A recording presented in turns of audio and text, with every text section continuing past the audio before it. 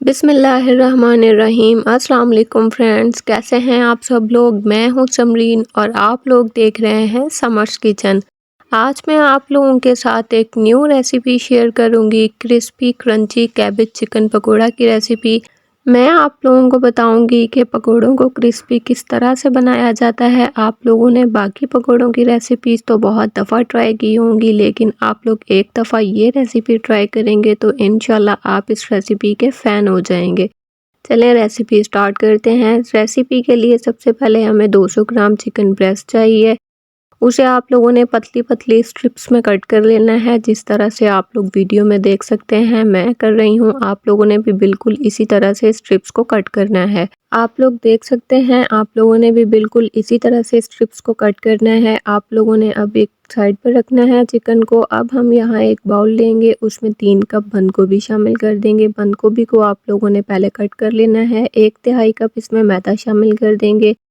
अब इसमें 1/4 cup cornflour शामिल करेंगे। पकौड़ों को क्रिस्पी करने के लिए 3-4 टीस्पून इसमें नमक शामिल करेंगे। 3-4 टीस्पून इसमें काली मिर्चों का पाउडर शामिल कर देंगे। 3-4 टीस्पून इसमें चाइना सॉल्ट शामिल करेंगे। अब इसमें 5 से 6 टेबल स्पून पानी शामिल करेंगे और अच्छी तरह से इन सब चीज़ों को मिक्स कर लेंगे।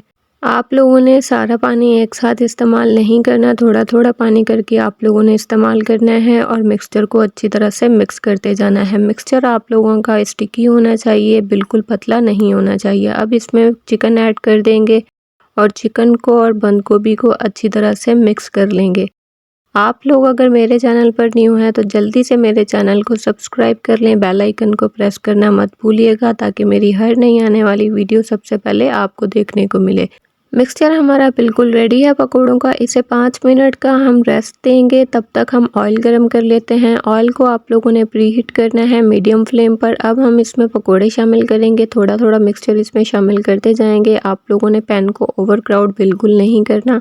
आप लोग अगर पकोड़ों की बाकी रेसिपीज़ से बोर हो चुके हैं तो ये रेसिपी बिल्कुल परफेक्ट है। आप लोगों ने इसे ट्राई ज़रूर करना है। आप लोगों ने पकोड़ों को गोल्डन ब्राउन होने तक फ्राई करना है। जब इन पर आपकी मर्ज़ी का कलर आ जाए तो आप लोगों ने इन्हें निकाल लेना है। पकोड़ों को निकालने के लिए आपने किसी स्ट्रेनर का इस्तेमाल करना है। टिश्यू पेपर, टॉवल या न्यूज़पेपर का इस्तेमाल आप लोगों ने नहीं करना। आप लोगों ने इन्हें किसी कूलिंग रैक पर रखना है, ताकि पकोड़े आप लोगों के काफ़ी टाइम तक क्रिस्पी रहें।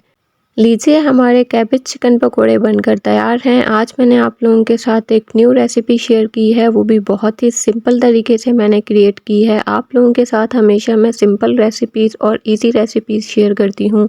मैं 110% श्योरिटी से आप लोगों को कह सकती हूँ कि इस रेसिपी के सामने मार्केट के पकोड़े भी फेल हो जाएंगे। आप लोग भी जल्दी से इस रेसिपी को ट्राई करें और अपना फीडबैक मेरे साथ लाजमी शेयर करें। वीडियो अच्छी लगी हो तो ज़्यादा से ज़्यादा शेयर करें फ्रेंड्स में और फैमिलीज़ में। मिलते हैं नेक्स्ट वीडियो में, तब तक के लिए अपना बहुत सारा ख्याल रखिएगा, दुआओं में याद रखिएगा। अल्लाह हाफिज़।